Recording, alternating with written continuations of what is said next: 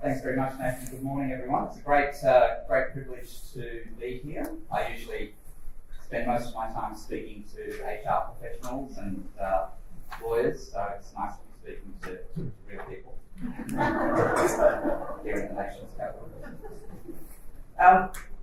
I was going to start by reflecting on something that I had the opportunity to be exposed to when I did a program at the great fortune of doing a program at Harvard Business School several years ago. And one of the first case studies that I was exposed to in that program was about Google. I don't know how many of you have done a program at HBS, and it's a case study that I think it's gone down amongst all businesses around the world. But this case study was titled Keeping Google Google. I think it's accessible. You can ironically Google the Google case study and you'll be able to read about it.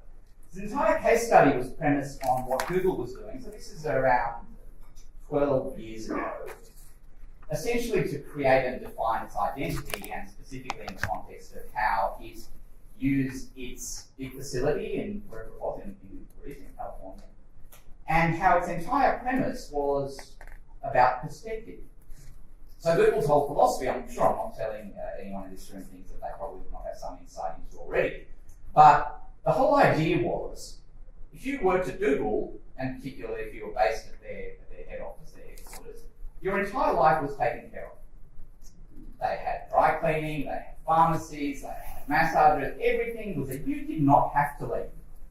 Wear whatever you liked, you were basically encouraged to live there. And of course, Google branded that as about, aren't we a fantastic place to work? Because we just take care of everything for you. But of course, we know that the real reason that Google did that was to keep people at work for as long as possible. Now, I have not had the opportunity of reading the follow-up case study since 2020, but what I do know is that Google has had to rethink what it means to be Google. And I thought it was an interesting reflection and a good point to start the conversation with you this morning, because everything happens in context. And I think what we are going to continue to see is how the various data points that influence the context are going to evolve over the course of the next few years, as they have evolved reasonably significantly over the last few years. So what I'm going to do today is really share with you at a pretty high level what I think those most salient data points are. And I'd ask you to reflect on those from the perspectives of your own professional lives, and indeed your own personal lives as well. But also think about this not just in the context of the work that you have to do for your current employer or your own business, but also in the context of how much of this resonates with how you're thinking if you're an employee and how you're working, and what has shifted for you and what might shift for you in the future. Most of my work is spent advising employers on fighting fires around underperforming employees behaving badly, fun things at off-site events and kick-on activities and parties, conferences, dare I say. But in recent years, a lot of the focus has been on a lot of challenges that employers have had to face through, in fairness, no fault of their own. And I'm talking, of course, about everything that's happened since 2020 with the onset of the pandemic. And it's something that keeps on giving. Many of you will be familiar with the announcement that was made by the New South Wales Premier yesterday in relation to public sector employees in New South Wales, who will now be required, very shortly be required, to spend the majority of their time at their primary place of work, save for whatever might be there might be exceptions to that. And I'll talk a little bit more about that in a moment. But employers have been struggling, not just because of the pandemic and not just because of what might have been the business impact on their organisations as a result of that, but what it has meant in terms of how they engage with their people, what they stand for as an employer, what their employer value proposition is, what their employee value proposition is. And all of this has happened, back to the point about data points, in a rapidly shifting environment. I'd go so far as to say that even if there wasn't a 2020 pandemic, the revolution and evolution of the way people work and think about work was shifting at such a rapid rate that some of these challenges were going to be quite pronounced for employers anyway. So it's the perfect storm if we reflect on what's happened in in the period 2020 to now. But if we go back prior to that, it's always interesting to start with this notion of why were people not, as a general rule, allowed to work from home prior to 2020? Now, if you think about where we are now and you cast your mind back to 2015, for those of you who are in the workforce in 2015, what I can tell you about that, and what you will no doubt remember, is that working from home was an exception rather than a norm. Those individuals who worked from home were almost exclusively individuals who were returning from parental leave, probably working part-time, and at most perhaps doing 1 day from home. Now, in order to get there, it wasn't just an automatic right that they had, it wasn't an expectation that when you came back from parental leave you'd be working from home. You had to go through a process. You had to satisfy a number of criteria. And the law was quite strict in terms of how that process would work and play out. But if you think about what that actually meant to employees and their idea, as a general rule, of where can I do my work from? I'm not talking about their own individual perceptions or ideas as to where they can do their work from. I'm talking about what they have been conditioned over the course of their careers into believing and thinking is where they have to do their work from. So the presumption is you have to do your work from a single place of work. I mean, I'm not talking about industries that require you, or jobs that require you to travel, but if you're talking largely office-based work or single site or single location-based work, the presumption is that work must be done from a single place of work.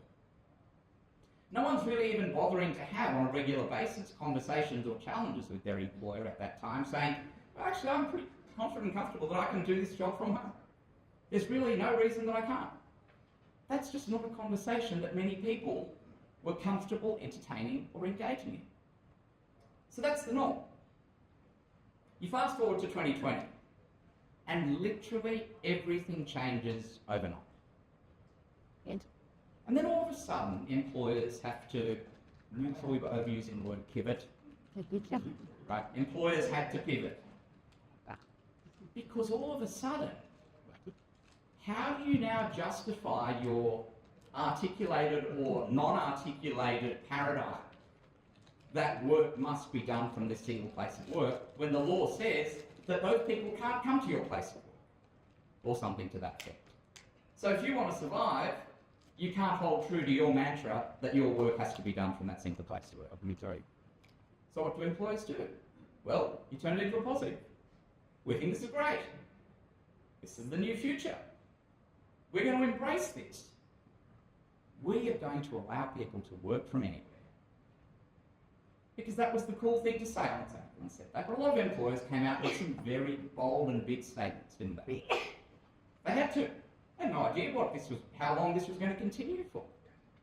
So there's no point saying, well, we actually maintain that everyone can only and should only be doing work from their primary place of work. You look like an idiot. So you have to pivot, and they do pivot, and they did pivot.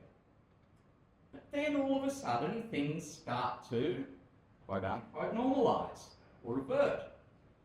And the employers flip again. Well, we'd actually like you to come back. Why? Well, because we just think that that would be good. It would be good for collaboration. It would be good for teamwork. It would be better for productivity. And look, I know we said that everyone could work from anywhere, but come on, as if anyone would take that seriously. You can't really. But you're meant to work from your place of work. That's what your contracts say you have to do. What are employees thinking through all of these shifting sands messages? And this is a really important point. That fundamentally, the biggest change that has happened in the context of work in the last 5 years is a massive erosion in trust between employers and employees. Okay. That, coupled with other societal shifts whether that's in the space of social media or the much ventilated and debated and discussed multi-generational workforce challenges that everyone faces, right? We've all had the conversations about boomers and millennials and Gen Xers, and we've all got our views, and I'm sure that's all very entertaining conversation.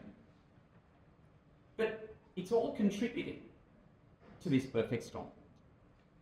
If fundamentally my employer has told me for all of this time that I have to work from a single place, and the only reason that they allowed me to work from home was because they had no choice in the matter, because I don't really believe any of their employer branding messaging.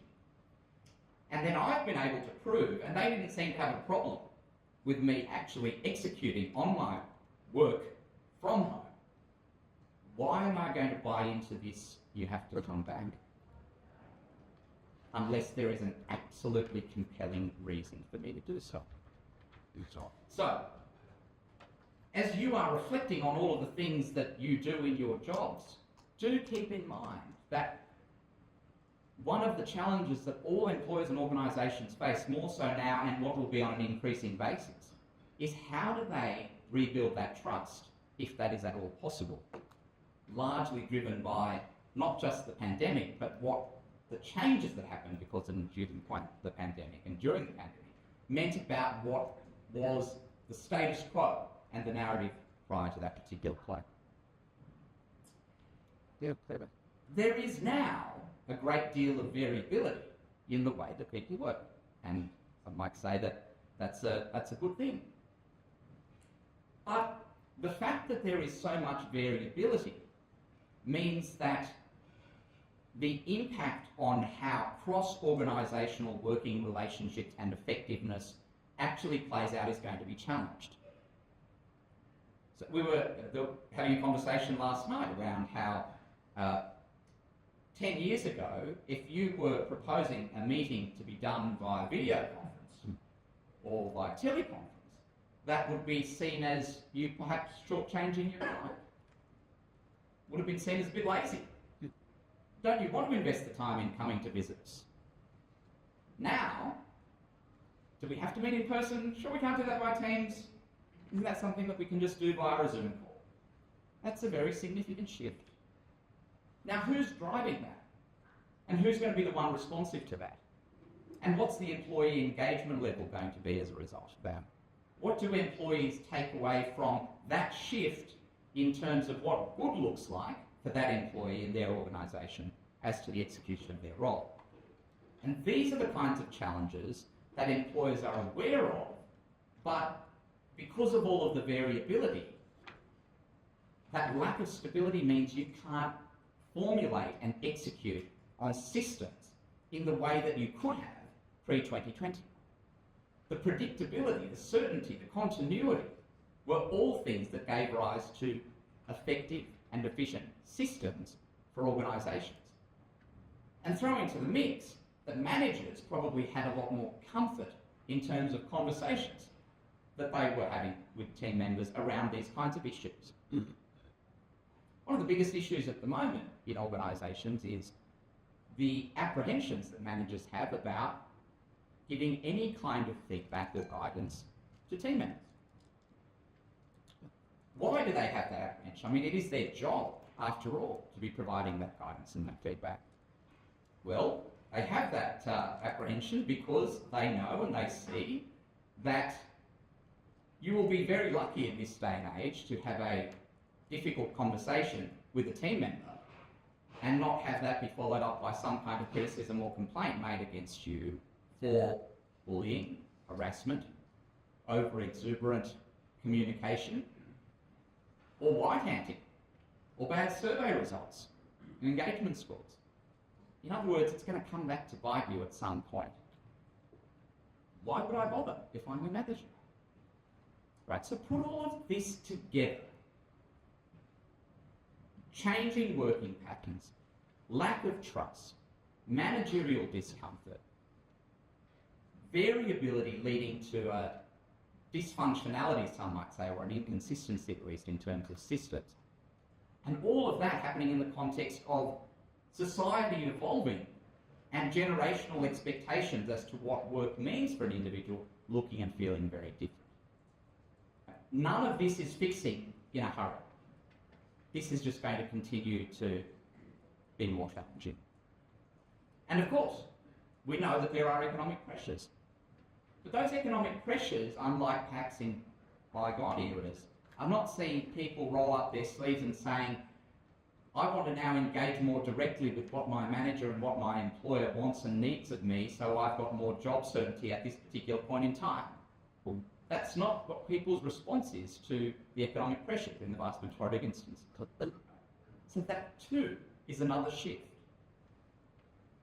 As caustic and cynical as it might sound, one of the upsides for some employers who were dealing with commercial and economic pressures in the past was that it did translate into employees often working a little bit harder and being a little bit more committed because they were worried about losing their jobs. That's shifted as well. One of the reasons that's shifted is because the way in which an individual approaches what work means to them is fundamentally altered. No longer are people's lives revolving around work. And some might say it never did, but I beg to differ. In previous times in world history, employment played a far more significant role in the way a person went about living their lives. How they structured their week, how they structured their weekends, what a weekend meant, what a 5-2 split actually looked like in terms of your life and your commitments and how you engage with family and your partners and your friends. Now, all that's really different. We know that long weekends now, officially or unofficially, are there in many organisations every week. As a Sydney resident, I love my short commute on Mondays and Fridays into the city. But I feel a lot of pain for my friend who makes me the best skin cappuccino in Sydney, who just shakes his head on Mondays and Fridays because of the impact that the changed ways of working have on his business. We share in our building at 255 George Street. The Australian Taxation Office have moved in about a year and a half ago. They take up about 11 floors, and I believe that they've recently entered into an enterprise agreement that allows their staff to only have to work from their office 2 days a week. I'm talking to the cafe owner downstairs. The impact on his business as a result of that is catastrophic. That move from 3 days to 2 days each week is costing him tens, if not hundreds of thousands of dollars. Not here to make any political statements, but I can understand completely why the New South Wales Premier said what he said yesterday. And I do hope that there is some positive for business owners, at least in New South Wales, reside that. A couple of other data points. As of the 26th of August, there are going to be right to disconnect laws in place. I'm sure some of you have heard about this. It's extraordinary. I do a lot of speaking around the world. When France introduced these right to disconnect laws, I think it was 2016, I was at an international conference, and literally every single country represented, myself included, were laughing our heads off. But it was kind of only in France. Which other country would be silly enough to introduce right to disconnect laws? Are you serious?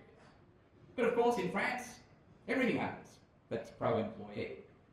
And good on them. And then all of a sudden, Belgium, Greece, other European countries, but that's okay. We can still get our heads around it's contained to Europe. They've got works councils and other things. Australia is far more akin to the United Kingdom and the United States when it comes to our ways of working. We never have right to disconnect laws here in Australia. Or so we thought.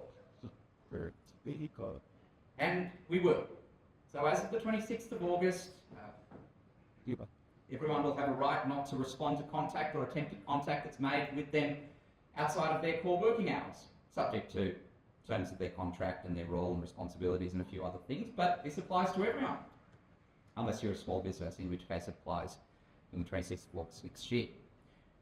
I don't intend to say much more about the right to disconnect laws, but it is a data point because you look at it in the context of the earlier comment I made about trust. I don't trust you as it is because of what you've told me about where I can work from and where I can't work from and what I've actually been able to prove to you that I can do. And now the government's saying that you can't contact me. Seems like the government can't trust you either. Look, as an employer. All of this is in the mix. So, in the few minutes I have left before opening up some questions, I wanted to share with you a bit more about this idea around how do people conceptualise their primary place of work based on my limited understanding of what people in the room do or might do broadly or generally speaking, and trying to connect this, what I'm about to share, with what this means from a workplace and a workspace perspective. You see, if you are working, as many people, if not most people are, the minority of your work days from home, or even if you're technically doing the majority from not from home, but you're still doing even 2 days, and even 1 day a week from home, as a result of everything that's shifted in the last few years, this is now pretty much locked in, that in your mind, your primary place that you are working is not what your contract says, but it is where you are working in practice, which is home. So, in your mind, your primary place of work is not the office. Your primary place of work is your home. Now, what does that mean in terms of how you think about your office? And well, I liken it to, in a pre-pandemic era, to an employee who might be required to do client visits or customer visits, or might be doing a 1 day or 2 day a week secondment at a particular organisation that's a client or customer of their employers. How does that employee approach that other place of work, that is that client or customer place of work? What are their expectations from it? Well, the truth of the matter is expectations are very low. I mean, that's just a place that I'm visiting once or twice a week. That's not where I'm mostly doing my work. I don't really care about the facilities that they have there. That's not my place of work. Yeah, I might be coming here 1 day or 2 days a week for a year, because that's how long this gig is for. But let's face it, most people in their mind are probably not thinking beyond a year in terms of their employment anyway. So, in my mind, why should I care too deeply about all the whiz-bang welfare facilities and state-of-the-art yoga and collaboration rooms and all of those kinds of things? I don't really care about that anymore. It's not relevant to me because it's not my primary place of work. What I do care about is what my employer's doing for me in terms of the speed of my internet connection, all of those kinds of things. What I do care about is, I don't want anyone kind of chasing me when I'm going out for my morning coffee up the road, and, I'll make up that time later on. I want to be trusted more. That's what I care about. What I'm looking for from my office, or what is technically or theoretically my primary place of work, is very different. And so these are the kinds of things that I think warrant careful consideration in terms of anything to do with planning, values, culture.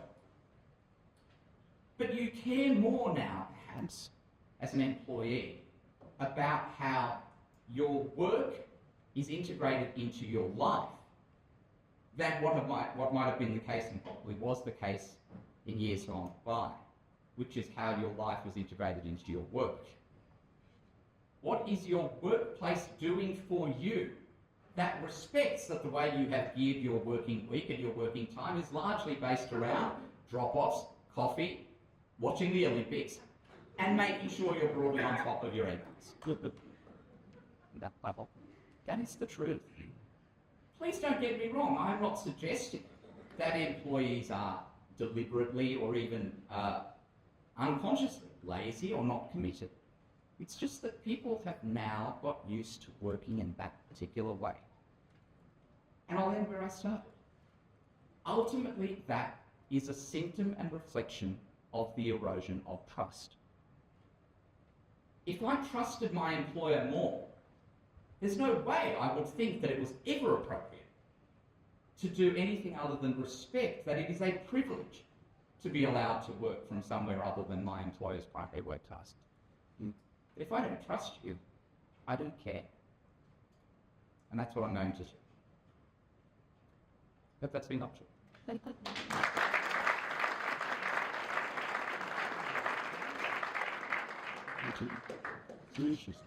you, Joydeep, and that's a lot to think about how we avoid workplace moving forward. Other than what you've talked about, are there any significant game changers to see in wild work around the trust?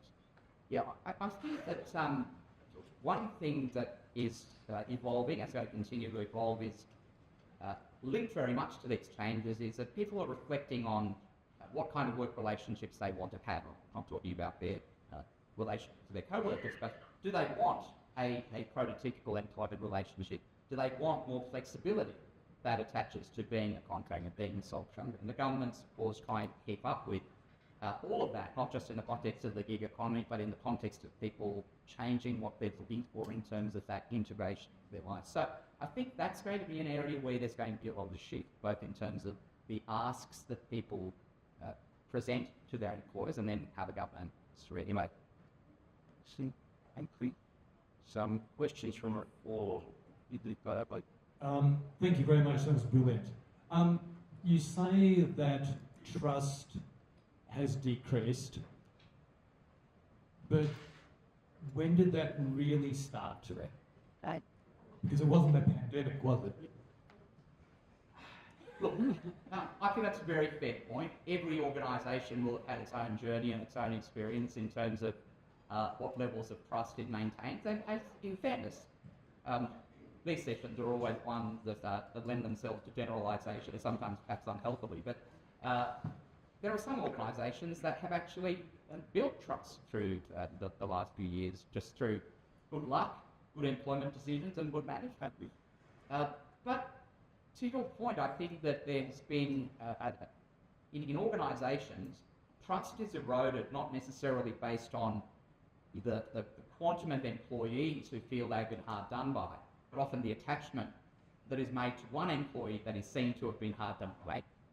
Right? We all know what I'm talking about. If you've got a friend who you think has been bullied or harassed or hasn't been properly treated or it's got bad boss or it's been performance managed or whatever it might be, then all of a sudden you start to look differently at management.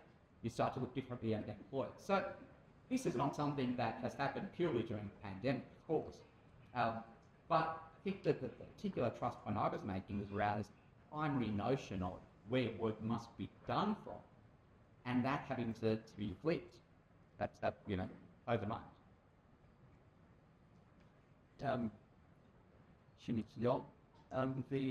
There's obviously there's very few people now that are working 5 days a week from the offices on the very interesting to see after Mr. Jadwal starting to choose that so it'd be interesting to see what they actually achieve on that front. But so I think we're probably more interested in the difference between 1 day a week in the office and 3 days, 4 days a week in the office. Some of the research is sort of suggesting that younger people are actually quite motivated and interested in getting wild generalisations and coming back into the office because they're looking for career development and connection and mentoring and guidance and all those sorts of things. To me, it does seem that some of the problem is with perhaps middle management or more experienced people who don't need that. They've got their own work to do. I can work from home quite effectively and productively, get more done, less interruptions and all those sorts of things. But obviously ignoring that their role is to provide that mentoring and learning and coaching and guidance and all that sorts of things. So I've not yet seen things that are terribly effective in trying to get that sort of middle level, to consider, those wide roles that they play in organisations, encourage them with any sort of suggestions or learnings from other organisations that can share that, mate.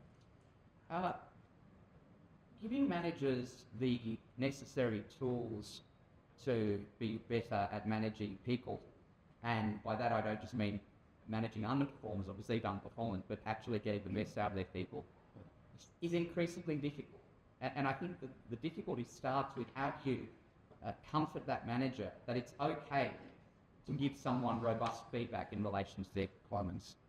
Because if you can fundamentally get a leader to get across the line that I'm not a bad person when I'm telling someone they could have done something better, and that not only is that part of their job, part of their responsibility to the organisation, but as much it's a responsibility to that individual, you start to break through some of those barriers.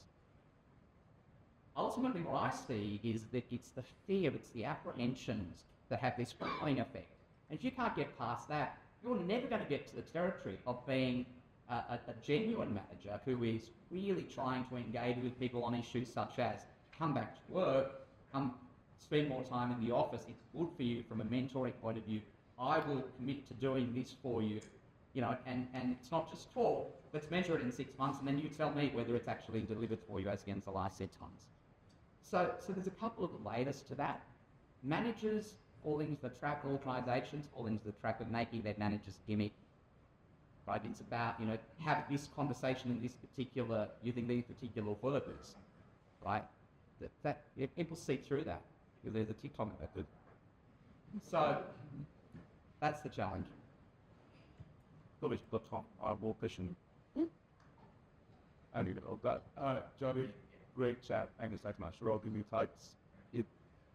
Quick question. It seems like the work week continues to evolve. We saw a shift from 6-day work week, 5-day work week, say 500 years ago. And seems like after just at some point something had to change. It looks like the pandemic was a good trigger. But while organizations are battling the fallout from work from home, limited work weeks in the office, etc., conversations around 4-day work week have emerged.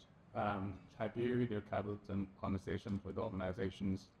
Have a lot of that been implemented, tested, and if so, any insights you can name on that? We have had a few conversations with clients who have asked us that exact question, which is, are other clients of yours doing it? What's been their experience? We have had very few of our client base who have gone down that particular path. And I'm not saying that to suggest that that's because they're a client of ours or anything like that. It's just that's our limited experience on it. I mean, it comes down to what is the work, and fundamentally an organisation in all of these considerations got to start with who are we, what is our raison d'etre as a business, as an organisation, what are we here to do? If that is something that you feel you can capably and confidently do in the interest of your key stakeholders, without compromising, whether it's profitability or productivity, whatever might be the metrics, then there's no rule about that, whether it's 4-day week or 2-day peak or whatever. But what employers mustn't do, at least if like that, is feel that they have to engage with things that are fatty. Just because people are talking about something doesn't mean that that's something that needs to appear on your agenda at all. Things should only appear on your agenda if you see it as relevant and necessary to your organisation, starting with what you say or as well. Or Thank you. Turn your microphone. Sorry. I'm being bullied up. Okay, well, so I'm to lead a finance major. So, bringing things back to the workplace is on our agenda. Just curious about your thoughts on the fact that 1/3 of Australians are now reporting loneliness. 1/3 is here because we're disconnected. So, do you see, this element of trust or disconnection having an effect on loneliness and therefore, dare I say, the increased suicide as well? Big question, sorry. Yeah. I'll stop short of playing the clinical psychologist or psychiatrist, but of course, we know that good teamwork happens through co-location. We know that there is a huge amount to be said for the innate relationships that are built and that can only be built by those Monday morning conversations of what if you do on the weekend, right? Which contributes nothing directly to the employee, but everything in terms of that employee's sense of satisfaction with their workplace. So it doesn't surprise me that there will be increased this whole ideas. Whether we should attribute that primarily to this or not, I don't know. We can talk about that. But just a quick question. We do that, but thank you, it's been fantastic. we do have a few landlords in the room who are investing quite heavily in that building amenity, yoga, and trick, etc., etc. Like, it's clear that there's two types of workforce: the ones working from home, the rest is summed up perfectly by necessary in that. There's also, there are still workers who are coming to the office. But in your view, is there still a need to invest in that amenity in these buildings, and it's a more partnership between people there, the landlord, to create that value proposition that those who are coming in to make sure they can stay in the office instead of going, this is not that inspiring. What's the value coming in? I'm going to go turn to work from home. Yeah, I think every employer would be different in terms of how much of that is a core part of their offering to their employees. I think it'd be very sad, both from a landlord perspective and an employer perspective, if it was just sort of seen as completely unnecessary. But I think the weight and stock that's going to be able to put on those kinds of things is going to diminish over a period of time. And that's something that I guess landlords and employers in Bahrain continue from job things. Great, thank you so much, and please join me